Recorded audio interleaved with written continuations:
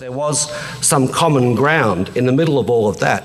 That is the need for more targeted measures to help struggling businesses in the circumstances of strong structural change within our economy. And as we know that in the original tax review there was also discussion of how we treated company tax losses. So the debate became, do we go for a big hit in terms of a big cut to our company tax rate, or do we look to more targeted responses, particularly in the short term? Some people argued strongly in favour of more targeted responses.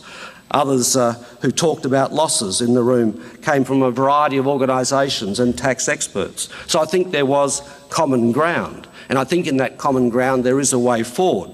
So what the government will do is ask Chris Jordan to chair a business tax reform working group.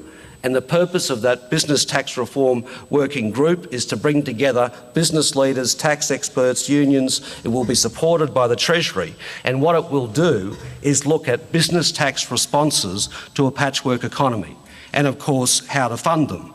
In these times of patchwork pressures, more than ever, I think business does need the flexibility to make the leaps of inventiveness that have always made our country strong. And in taking some steps in this area, I think we could make a very big contribution to the long-term strength of our economy. So the first priority of this group is to identify options for losses and options for savings to fund them.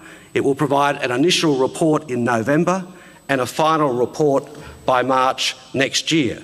It will consider things like loss carryback, uplifting losses, and what happens to the value of losses when business change composition or ownership.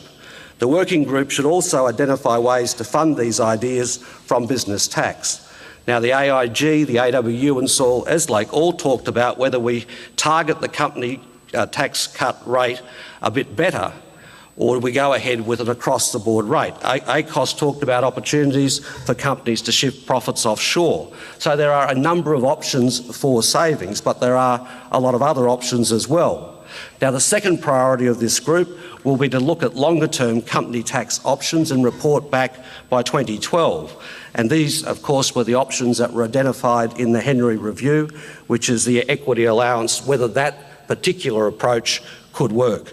So it should compare all of these ideas when it comes to company tax rates in the context of a longer-term direction. And bearing in mind, if we're going to fund these changes, then we need to identify the savings that will fund them.